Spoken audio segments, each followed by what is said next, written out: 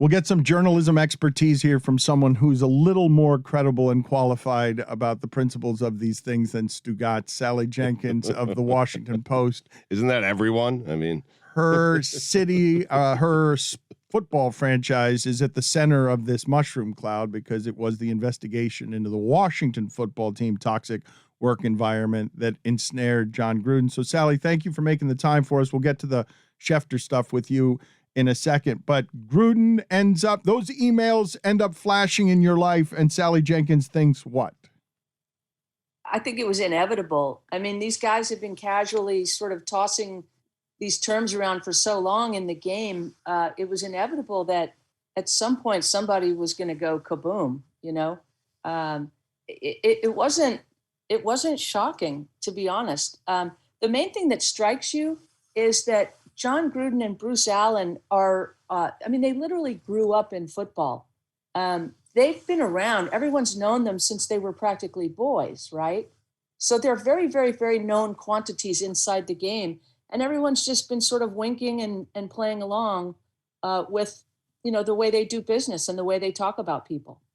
What's going to come out on the Washington football team, Sally? How is it? Can you explain to us how it is that the Washington football team has an investigation ongoing and we don't know what's going on there and there is no paper trail, but over here, John Gruden gets taken out by what's happening over here more quietly?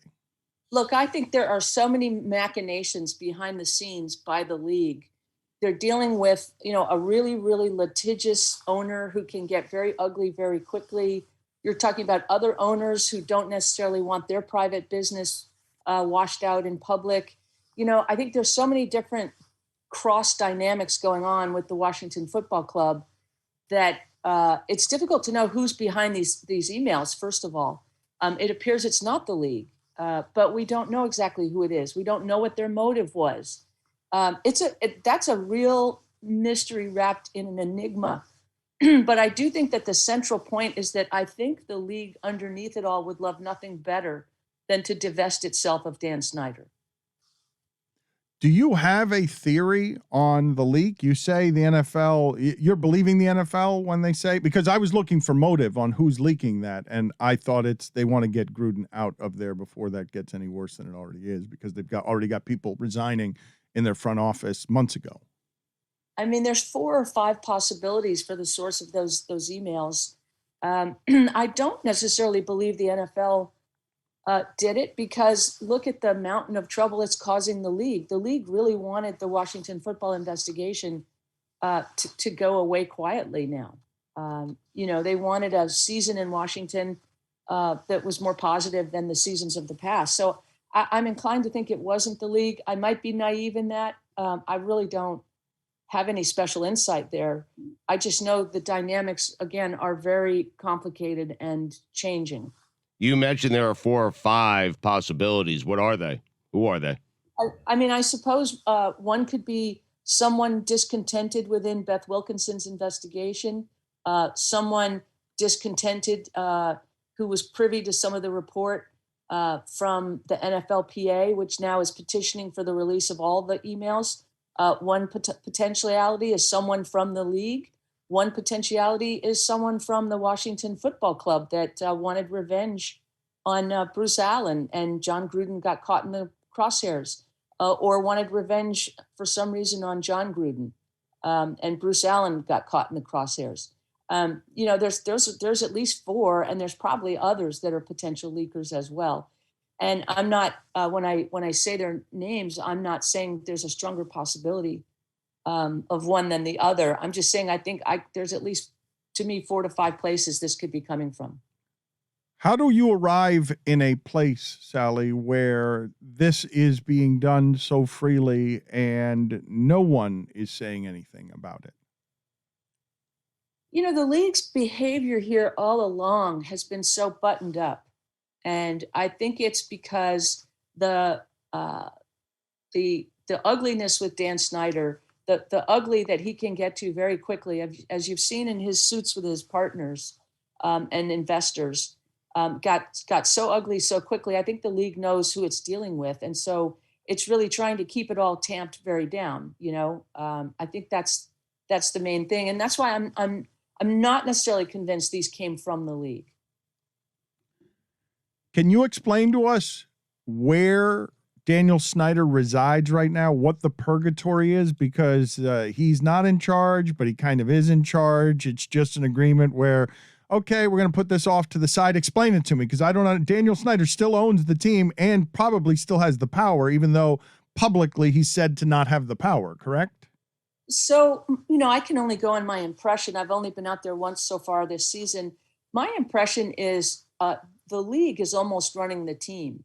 I don't think Dan Snyder is running the team really on a day-to-day basis. I think the team is almost sort of on automatic pilot a little bit. They're being well run interiorly, at least from my standpoint. The Rivera regime is more organized than other clubhouses have been, and they're a little more forthcoming than teams have been in the past. But my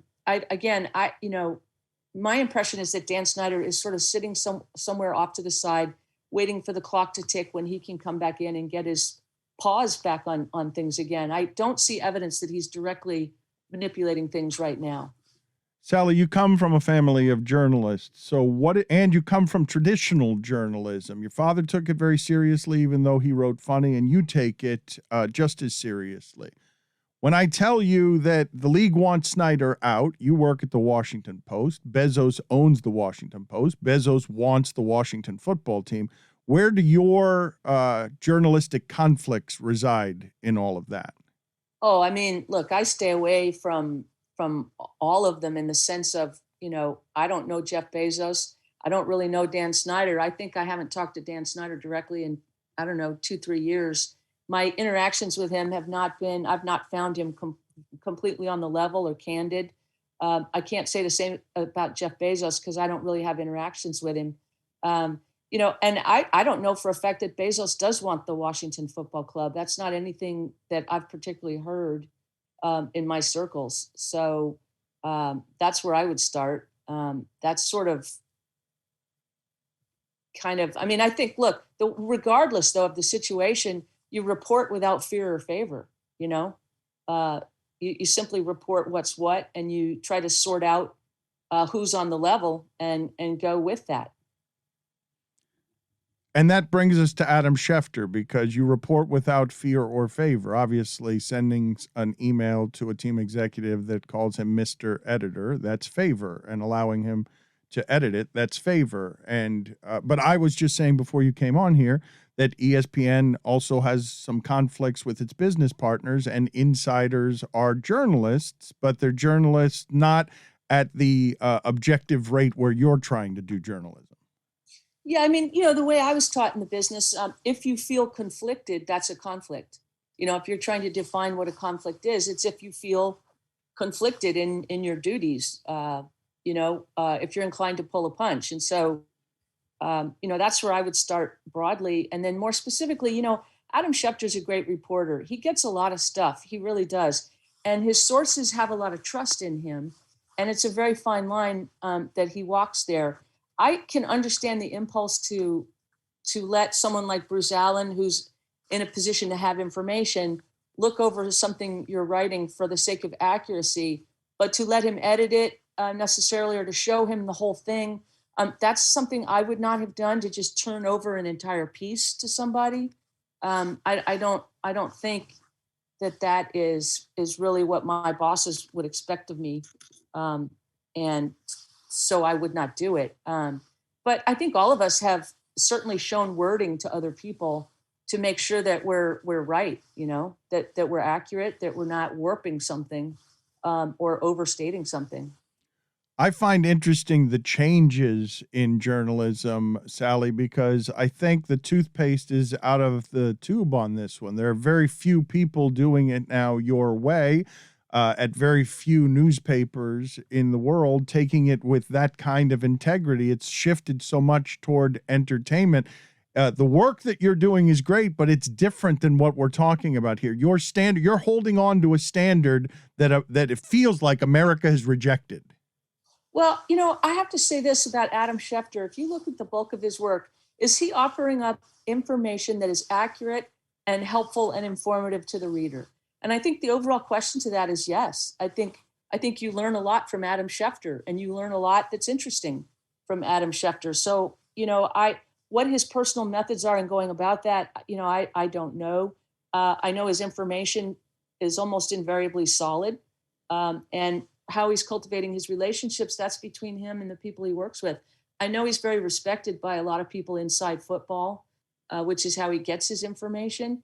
Look, one of the things about covering the NFL is, or any beat really, is you talk to a lot of people off the record, and their names and their direct quotes never wind up in the paper or in the piece that you're doing.